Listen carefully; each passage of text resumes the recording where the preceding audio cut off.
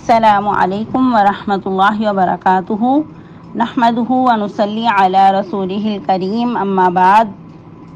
امید کرتے ہیں آپ تمام سسٹرز خیر و عافیت سے ہوں گی اور ایمان کی بہترین حالت میں ہوں گی، اور اللہ رب العزت سے دعا ہے کہ آپ کی طرف ہر بڑے والا شر خیر میں بدل دے، آمین آمین۔ امید ہے کہ آپ لوگوں نے عید کی چھٹیاں بہت اچھے سے گزاری ہوں گی۔ اللہ رب العزت سے دعا ہے یہ خوشیاں اللہ رب العزت آپ کی زندگی میں بار بار لائے، آمین آمین۔ تو پیاری سسٹرز، ہم لوگ سورہ نساء کی آیہ مبارکہ 77 تک ترجمہ تفسیر پڑھ چکے تھے۔ آج کا لیسن ہمارا 2 آیہ مبارکہ ہوگا، آیہ مبارکہ 78 اور 79، اور لیسن کے ساتھ ساتھ ہماری گفتگو کا محور 2 اہم موضوع ہوں گے، قرآن اور ناشر قرآن۔ تو آئیے لیسن سٹارٹ کرتے ہیں۔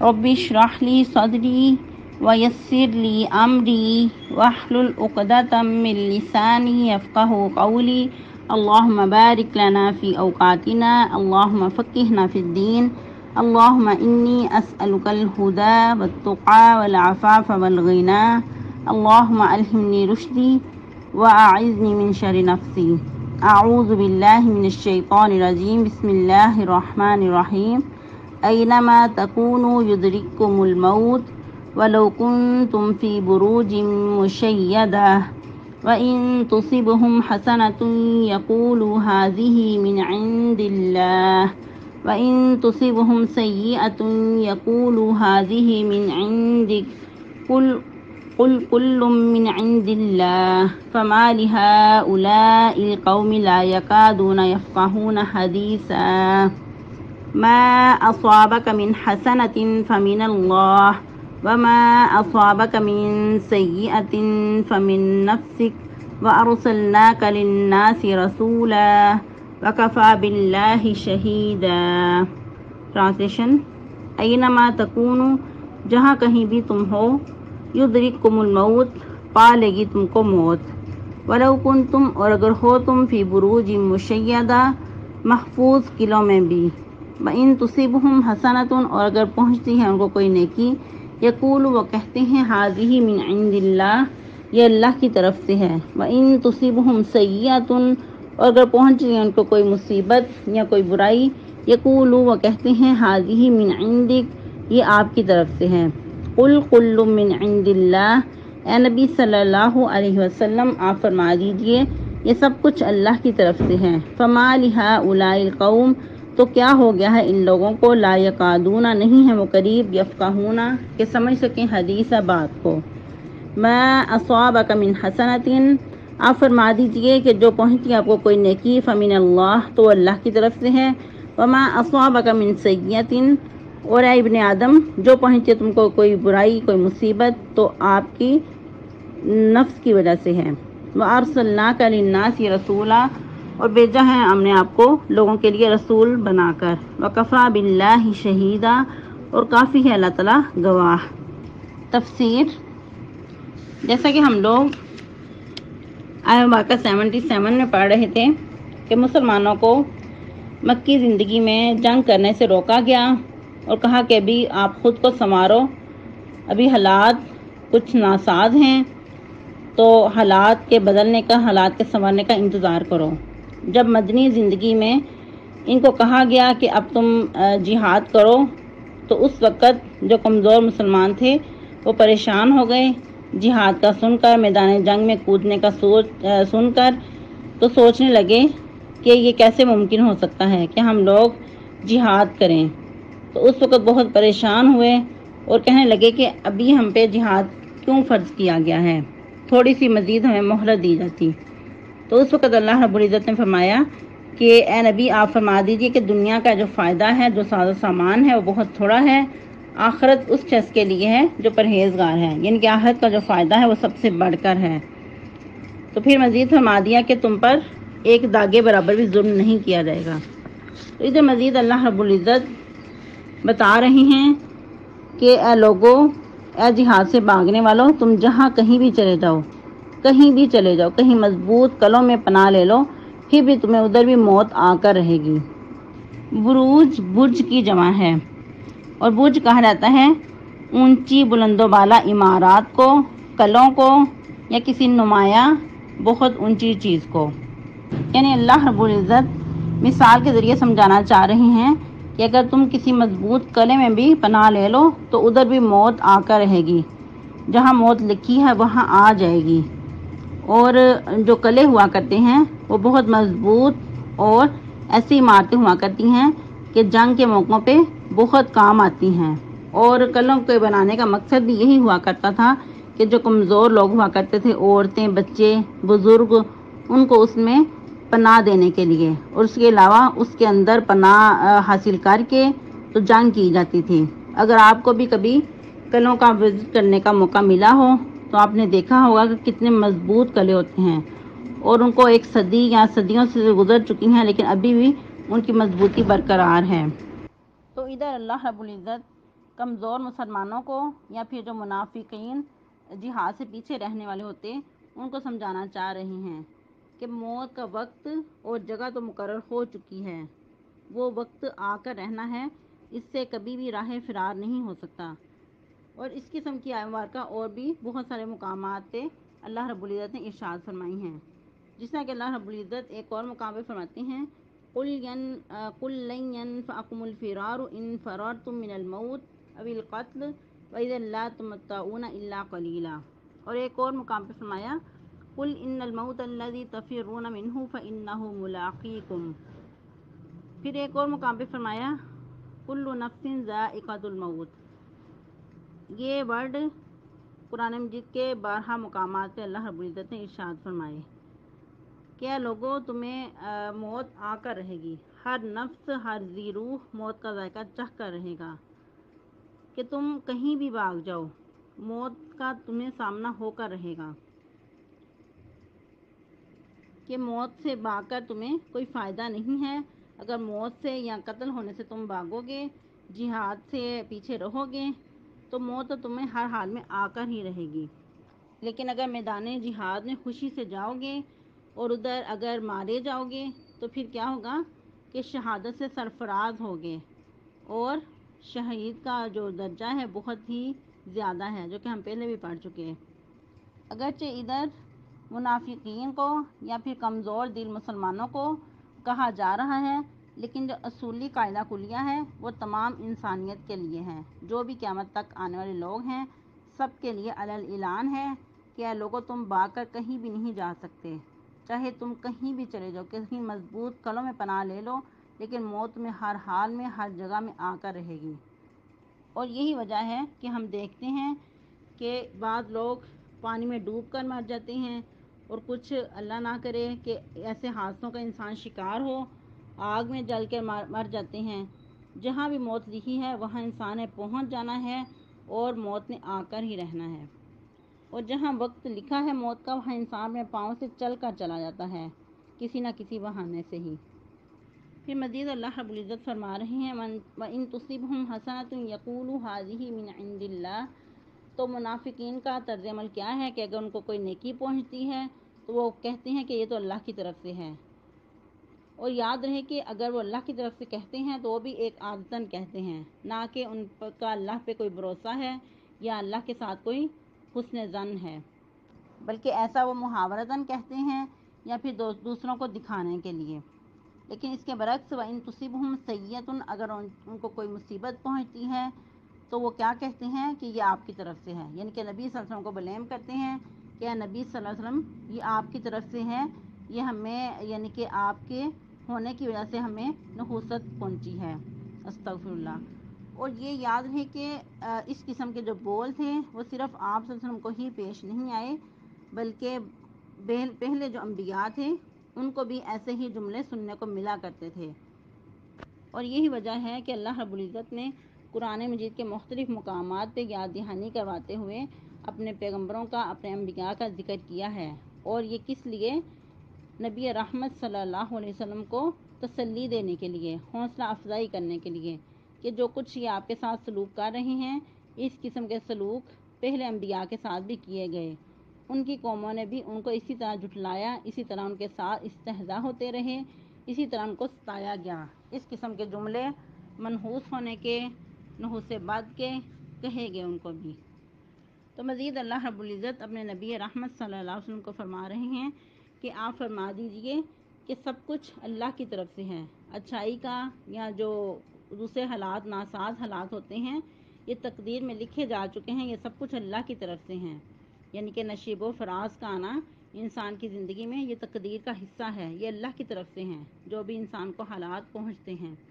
پھر مزید اللہ رب العزت فرماتے ہیں فَمَا لِهَٰؤُلَاءِ الْقَوْمِ، تو کیا ہو گیا ہے ان لوگوں کو لا یکادون یفقہون حدیثا، کہ یہ قریب نہیں ہے کہ بات کو سمجھ سکیں. ان کے ذہن اور دماغ اتنے نہیں ہیں کہ بات کو تہ تک سمجھ سکیں، یعنی کہ بات کی تہ کو پہنچ نہیں سکتے. کیونکہ ایک جو بندہ مومن ہوتا ہے وہ فہم و فراست رکھنے والا ہوتا ہے، لیکن جو منافقین ہے اس کی عقل بہت مختصر ہوتی ہے. یہ کہاں کس معاملے میں ہوتا ہے کہ دنیاوی معاملے میں تو اس کی بہت جو عقل و فراست ہے، فہم و فراست کا مالک ہوتا ہے، لیکن دینی معاملے میں اس کی عقل سمجھ بوجھ بہت مختصر ہوتی ہے. جس طرح کہ اگر آپ کو یاد ہو کہ پہلے پارے میں بھی ہم نے کیا پڑھا تھا، لا یشعرون، اور اس کی ڈیفینیشن ہم نے پڑھی تھی کہ شعر بال کو کہتے ہیں، اور ادھر اللہ رب العزت کے بتانے کا مقصد یہ ہے کہ ان کے اندر بال جتنی بھی عقل نہیں ہے، کہ انسان کو بال جتنی بھی سمجھ بوجھ نہیں ہے. کیسے لوگ ہیں کہ بالکل بھی سمجھ بوجھ رکھنے کے مالک نہیں ہیں. کیونکہ منافقین کا نہ دین کے ساتھ لگاؤ ہوتا ہے اور نہ ہی شوق ہوتا ہے، نہ ان کی دین کے ساتھ کوئی دلچسپیاں ہوتی ہیں کہ بات کی تہ تک پہنچ سکیں. پھر مزید اللہ رب العزت فرما رہے ہیں ما اصابک من حسنۃ فمن اللہ، اے نبی صلی اللہ علیہ وسلم ان کو فرما دیجئے کہ جو بھی تمہیں نیکی پہنچتی ہے وہ اللہ کی طرف سے ہے. وما اصابک من سیئۃ فمن نفسک، اور اے ابن آدم جو بھی تمہیں کوئی برائی پہنچتی ہے تو وہ تمہارے ہی اعمال کی وجہ سے ہے، تمہارے ہی نفس کا وبال ہوتا ہے. وارسلناک للناس رسولا، اور بھیجا ہم نے آپ کو اے نبی صلی اللہ علیہ وسلم لوگوں کے لیے رسول بنا کر. وکفیٰ باللہ شہیدا، اور کافی ہے اللہ تعالیٰ اس بات پہ گواہ. یعنی اللہ رب العزت ایک قاعدہ کلیہ بتا رہے ہیں کہ جو بھی نیکی پہنچتی ہے وہ اللہ کی طرف سے ہے. کیونکہ اللہ تعالیٰ نے پیچھے بھی فرمایا کہ اللہ تعالیٰ تم پہ کچھ بھی ظلم نہیں کرتے، اور اس کے برعکس جو بھی تمہیں کوئی برائی حاصل ہوتی ہے تو وہ تمہارے ہی اعمال بد ہوتی ہے، تمہارے اعمال کی شامت ہوتی ہے. تو جو نبی صلی اللہ علیہ وسلم کو بلیم کیا جاتا تھا کہ یہ آپ کی طرف سے ہے، آپ یعنی کہ منحوس ہیں، تو آپ صلی اللہ علیہ وسلم کے آنے کا مقصد بتایا جا رہا ہے کہ آپ تو لوگوں کے لیے رسول ہیں، پیغامات پہنچانے والے ہیں. جو مشن اللہ رب العزت نے آپ کو سونپا ہے وہ آپ لوگوں تک پہنچا رہے ہیں. آپ کی ذات ایسی نہیں ہے بلکہ آپ تو رحمت للعالمین ہیں. پھر مزید اللہ تعالیٰ فرماتے ہیں کہ اس بات کے لیے اللہ ہی گواہ ہے. اگر لوگ اس بات کو نہیں مانتے، اس بات کی گواہی دینے کو تیار نہیں ہیں تو آپ پریشان نہ ہوں، اللہ رب العزت کی گواہی اس پہ کافی ہے. اب مزید ان آیات مبارکہ کی روشنی میں ہمیں اپنا جائزہ لینا ہوگا کہ ہم لوگوں کو کیا کرنا ہے، ہماری زندگی میں آنے کا مقصد کیا ہے، ہمارے جو حیات نفس ہے اس کا کیا ہے مقصد ہے. جیسا کہ نبی صلی اللہ علیہ وسلم کی بعثت کا مقصد انسانیت کی طرف پیغام پہنچانا ہے، اور نبی صلی اللہ علیہ وسلم کے ذریعے ہم تک قرآن مجید پہنچایا گیا، لیکن ہم لوگوں نے اس کا کتنا حق ادا کیا. جیسا کہ اللہ رب العزت قرآن مجید میں بارہا مقامات پہ شکوہ کرتے ہیں انسانیت کے ساتھ، وما قدر اللہ حق قدری، کہ انسان نے اللہ کی قدر کی ہی نہیں جیسا اس کی قدر کرنے کا حق تھا. اور قرآن مجید کلام اللہ ہے تو ہم لوگوں نے اس کا حق کتنا ادا کیا ہے. اور یہی وجہ ہے کہ آپ لوگ کچھ دنوں سے ایک چرچا ہوتا سن رہے ہیں کہ قرآن مجید کی بے حرمتی کی گئی، اور اس کے لیے ہمارے دل کتنے زیادہ غمگین ہوئے، ہماری روح تک کانپ گئی اور ہم لوگ تڑپ گئے اس بات کو سن کر. اور ایک بندہ مومن کو ایسا ہی ہونا چاہیے، ایک بندہ مومن کے اندر ایسی ہی غیرت جاگنی چاہیے کہ وہ قرآن مجید فرقان حمید کے لیے ہمیشہ کیئرفل ہو کر رہے اور اس پہ ایک لفظ بھی سننے کو تیار نہ ہو کہ قرآن مجید کے بارے میں کچھ ایسا کہا جائے یا اس کے ساتھ کوئی ایسا سلوک کیا جائے. لیکن سوال یہ پیدا ہوتا ہے کہ یہ نوبت کیوں آئی؟ ہم لوگوں نے اس کو اگنور کیا، ہم نے اس کی کیئر نہ کی تو دشمن کو ایسا کرنے کا موقع ملا. اور یاد رہے کہ جو نان مسلم ہیں یہ کچھ نہ کچھ ایسا کرتے رہتے ہیں. یہ پہلی بار ایسا نہیں ہوا بلکہ وقتاً فوقتاً اس طرح کا سننے کو ہمیں ملتا رہتا ہے. لیکن ہم لوگ وقتی جلوس نکالتے ہیں، ہنگامہ کرتے ہیں نعرے بازی کر کے، پھر جہاں ہوتے ہیں وہاں کے وہیں رہ جاتے ہیں. وقتی اپنے جذبے دکھائے اور پھر جہاں تھے وہیں کے رہ گئے. نہ ہمارے عمل میں کوئی تبدیلی آئی، نہ ہم نے اس کے لیے کوئی پلاننگ کی. اب جو نان مسلم ہیں انہوں نے تو کچھ نہ کچھ کرنا ہی ہے، کیونکہ ان کی طرف نہ تو اس کتاب کو بھیجا گیا اور نہ ہی انہوں نے اس کی قدر جانی. اس کی حفاظت کا ذمہ ہم لوگوں کو دیا گیا، ہم مسلمانوں کو، اور ہم لوگوں نے اس کی حفاظت کرنی ہے. اور یہی وجہ ہے کہ نبی رحمت صلی اللہ علیہ وسلم نے منع کیا ہے کہ دشمن کے ساتھ زمین پہ قرآن مجید کو نہ لے کے جایا جائے. اگر خطرہ ہو کہ دشمن اس کے ساتھ بدسلوکی کریں گے، اس کا احترام نہیں کریں گے. اب دیکھیں کہ یہ تو غیر مسلم کی بے حرمتی تھی کہ انہوں نے قرآن کے ساتھ ایسا سلوک کیا، ایسی بے حرمتی کی. تو ہم لوگ کیا کرتے ہیں؟ ہمیں بھی اپنے گریبانوں میں جھانکنا ہوگا کہ ہم لوگ روز روز اس کو اگنور کر کے اور اس کے احکام و مسائل پہ عمل نہ کر کے تو اس طرح بے حرمتی کر جاتے ہیں. گویا جیسا کہ بنی اسرائیل نے کیا تھا کہ اللہ رب العزت نے ان کے بارے میں کیا فرمایا کہ انہوں نے اپنی پشتوں کے پیچھے پھینک دیا. اس میں ایسا نہیں تھا کہ انہوں نے کتاب کو اٹھا کر اپنی پشت پیچھے پھینکا ہو، بلکہ اس کے احکام و مسائل کو اگنور کر کے اس پہ عمل نہ کر کے اس کو پشتوں کے پیچھے پھینکنا تھا. تو یہی کام آج ہم مسلمان بھی کر رہے ہیں. پھر ہم لوگ زبانی کلامی کہتے ہیں کہ ہم لوگ قرآن والے ہیں اور قرآن پہ ہم دل و جان کو وارتے ہیں، لیکن یہ زبانی کلامی دعوے فائدہ نہیں دیں گے. آج اگر کہا جائے کہ قرآن کی طرف آئیں تو کیا کہنے کو سننے کو ملتا ہے کہ وقت ہی نہیں ہے. تو یاد رہے کہ کسی بھی اہم کام کے لیے وقت نکالنا پڑتا ہے، ورنہ وقت تو انسان کو ساری زندگی نہیں ملتا. اور جب انسان موت کے منہ میں چلا جاتا ہے تو پھر ہی انسان دنیا کی مصروفیت سے فارغ ہوتا ہے. تو آج کچھ ایسی پلاننگ کریں کہ قرآن کو زیادہ سے زیادہ وقت دیں. اور نبی صلی اللہ علیہ وسلم سے بڑھ کر بھی کسی کی مصروفیت تھی، اور ہر حال میں آپ نے قرآن کو بہت زیادہ وقت دیا. کہیں قیام اللیل کر رہے ہیں، سورۃ البقرہ بھی کمپلیٹ کر لی، سورہ نساء بھی، اور پھر سورہ آل عمران بھی. اللہ اکبر کبیرہ. تو کیا ہمارا ایسا حال ہے؟ اگر ہم قیام اللیل کرتے بھی ہیں تو جسٹ سورہ فاتحہ پڑھی، سورہ اخلاص پڑھی تو چلو جی ہم نے تہجد پڑھ لی ہے. تو آپ وسلم کا معاملہ اس کے برعکس تھا. آپ وسلم بہت زیادہ قرآن مجید کی تلاوت کیا کرتے تھے، اتنا لمبا قیام کرتے کہ آپ وسلم کے پاؤں متورم ہو جاتے. اور اگر کہا جاتا کہ آپ کے تو اگلے پچھلے گناہ معاف کر دیے گئے ہیں تو آپ اتنا لمبا قیام کیوں کرتے ہیں، اتنی محنت، اتنی تگ و دو کیوں کرتے ہیں؟ تو فرماتے کہ کیا میں اللہ کا شکر گزار بندہ نہ بنوں؟ سبحان اللہ. اور کہیں رات سوتے وقت آپ وسلم کتنی زیادہ تلاوت کیا کرتے، سورہ ملک پڑھتے، 7 سورہ سجدہ پڑھتے، اس کے بعد پھر اور بھی بہت ساری صورتیں پڑھنے کا ثبوت ملتا ہے احادیث مبارکہ سے. جس طرح کہ حوامیم آپ وسلم تلاوت کیا کرتے. حوامیم کتنی سورہ مبارکہ ہیں؟ تقریباً 7-8 ہیں، اور کتنا وقت اس پہ لگتا ہے. اور کہیں ملتا ہے کہ آپ صلی اللہ علیہ وسلم بنی اسرائیل کی تلاوت کرتے، 7 سورہ زمر کی بھی تلاوت فرمایا کرتے. سبحان اللہ. یہ آپ وسلم کی تلاوت کے معمول تھے. اور پھر باقی نمازوں میں بھی آپ صلی اللہ علیہ وسلم بہت زیادہ قرآن مجید کی صورتوں کی تلاوت کیا کرتے تھے. اور کہیں جمعہ کے دن فجر کی نماز میں سورہ دہر کی اور سورہ الف لام میم سجدہ کی تلاوت فرمایا کرتے. لیکن ہمارا معاملہ اس کے برعکس ہے.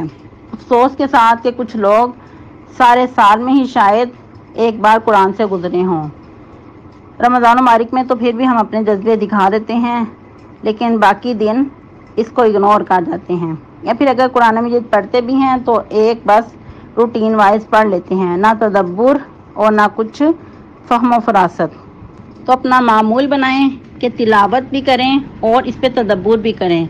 تو الحمدللہ اللہ رب العزت نے آپ کو اس کے لیے نوازا ہے کہ آپ لوگوں کو یہ موقع حاصل ہوا ہے کہ آپ الحمدللہ قرآن مجید کی تلاوت کے ساتھ ساتھ تدبر بھی کر رہے ہیں. اور نیکسٹ دعا ہے کہ اللہ رب العزت اس پہ عمل کرنے کی بھی توفیق عطا فرمائے، آمین آمین۔ اور مزید اس میں اور لوگوں کو بھی شامل کریں، کیونکہ امت محمدیہ صلی اللہ علیہ وسلم کی اہم ذمہ داری یہی ہے کہ خود بھی عمل کریں اور دوسروں کو بھی اس کی طرف لائیں، پھر ہی ہمارا جو مشن ہے وہ پورا ہوگا۔ اور اس پہ پھر خوشخبری بھی ہے، خیرکم من تعلم القرآن وعلمہ، کہ تم میں بہترین وہ ہیں جو قرآن کو سیکھیں اور سکھائیں۔ اور مزید اس طرح کے ایک اور حدیث مبارکہ سے بھی پتہ چلتا ہے کہ دنیا اور جو کچھ دنیا میں ہے سب کچھ ملعون ہے سوائے سیکھنے اور سکھانے والے۔ تو اگر ہم بھی بہترین بننا چاہتے ہیں تو پھر قرآن مجید کو خود بھی پڑھنا ہوگا، خود بھی سیکھنا ہوگا اور دوسروں کو بھی سکھانا ہوگا اور اس پہ عمل کرنا ہوگا۔ اب کچھ بات کر لیتے ہیں ناشر قرآن کے حوالے سے اور تدبر قرآن کے حوالے سے مزید بات کریں گے آیہ مبارکہ جب 82 پڑھیں گے۔ اور ناشر قرآن ہیں سیدنا عثمان غنی رضی اللہ تعالیٰ عنہ، مسلمانوں کے خلیفہ چہارم، چوتھے خلیفہ ہیں، جو کہ بہت ہی مظلومانہ ان کی شہادت ہوئی اور ان کی شہادت 18 ذی الحجہ تھی، جو کہ کل کا دن گزر چکا، اور ان کا دورہ خلافت 12 سال پہ مشتمل ہے، اور 82 سال کی عمر میں انہوں نے شہادت پائی اپنے گھر میں قرآن مجید کی تلاوت فرماتے ہوئے۔ اور کس آیہ مبارکہ پہ؟ فَسَيَكْفِيكَهُمُ اللَّهُ۔ اس آیہ مبارکہ پہ جب پہنچے تو اس وقت دشمن نے ایسا سخت وار کیا کہ خون کا فوارہ اس آیہ مبارکہ کے ان الفاظ پہ پڑا، اور ان کی شہادت بہت ہی مظلومانہ تھی۔ اور یاد رہے کہ 40 دن کے محاصرے پہ، اور بہت سخت محاصرہ تھا، اتنا سخت کڑا محاصرہ تھا کہ ایک گھونٹ بھی پانی کا اندر لے جانے کی اجازت نہیں تھی۔ بہت سارے صحابہ کرام نے اگرچہ اس کی کوشش کی لیکن ناکام۔ اور دوسری طرف سیدنا عثمان غنی رضی اللہ تعالیٰ عنہ کا حکم تھا کہ آپ لوگوں نے مقابلہ نہیں کرنا، جنگ نہیں چھیڑنی چاہیے، کیونکہ مدینہ الرسول ہے اور اس کی جو حرمت ہے وہ پامال نہیں ہونی چاہیے۔ اور یہ وہ عثمان غنی ہیں کہ جنہوں نے میٹھے پانی کا کنواں خرید کر مسلمانوں کے لیے وقف کر دیا، آزاد کر دیا، اور پھر مسجد نبوی کی توسیع کی اپنے پیسوں سے، اپنی ذاتی کمائی سے، لیکن وہ مسجد نبوی کہ ان کو اس میں جانے کی اجازت نہیں ہے۔ اتنا سخت کڑا محاصرہ تھا، اتنا گہرا یعنی کہ پہرا تھا کہ کسی کو اندر جانے کی اجازت نہیں تھی، نہ کسی کو باہر آنے کی اور نہ کسی کو اندر جانے کی اجازت تھی۔ یہ مختصر سی یاد دہانی تھی ان کے لیے۔ اور یاد رہے کہ ہم مسلمانوں کے لیے، ہم امت کے لیے بہت بڑا ان کی شہادت میں پیغام ہے، اور ان کا ہم پہ بہت بڑا احسان ہے، کیونکہ ناشر قرآن ہونے کی وجہ سے آج ہمارے ہاتھوں میں قرآن مجید اصلی حالت میں موجود ہے، ورنہ پتہ نہیں ہم کہاں بھٹک رہے ہوتے اور کہاں سے اس کو تلاش کر رہے ہوتے۔ اور ہمارے لیے انہوں نے اس کو آسان زبان میں پیش کیا۔ اللہ رب العزت ان پہ کروڑہا رحمتیں برکتیں نازل کرے، ان کے گھر والوں پہ بھی، آمین آمین۔ یہ مختصر سی یاد دہانی تھی، اور ان کی طرف سے جو ہمیں اہم لیسن ملتا ہے صبر اور تحمل مزاجی۔ آپ لوگ اس پہ ضرور سرچ کیجئے گا، مطالعہ کیجئے گا، اور جو اہم ان کی زندگی سے سبق ملتے ہیں وہ اپنی زندگیوں میں بھی اپنائیے گا۔ اگر ان کی زندگی پہ وضاحت سے بات کریں تو بہت سارا وقت درکار ہے، بس یہ مختصر سی یاد دہانی تھی، ایک ریمائنڈر تھا، کیونکہ مسلمان صحابہ کرام کی یاد میں ان کی شہادت کے لیے بہت ہی زیادہ غمگین ہوتے ہیں، اور ان کی شہادت سے غمگین ہو رہا ہمارے ایمان کا حصہ ہے، لیکن اس سے واویلا کرنا یا سوگ منانا یہ بالکل بھی جائز نہیں، اور نہ ہی ہمارے دین اسلام کا حصہ ہے، کیونکہ 3 دن سے بڑھ کر سوگ منانا ہمارے لیے جائز نہیں ہے۔ اگر اس طرح ہم سوگ منانے لگیں تو پھر کوئی دن کوئی گھڑی بھی خالی نہیں ہے، کیونکہ صحابہ کرام کی بہت ساری شہادتیں ہمارے سامنے ہیں، اور بہت ہی مظلومانہ دردناک شہادتیں ہوئیں، جس طرح کہ سیدنا حمزہ رضی اللہ تعالیٰ عنہ ہیں سید الشہداء، تو ان کی شہادت بہت ہی بڑھ کر ہے۔ سب ہی صحابہ کرام ہمارے لیے محترم ہیں، ہمیں اپنی جان سے زیادہ عزیز ہیں، رضی اللہ تعالیٰ عنہم ورضوا عنہ۔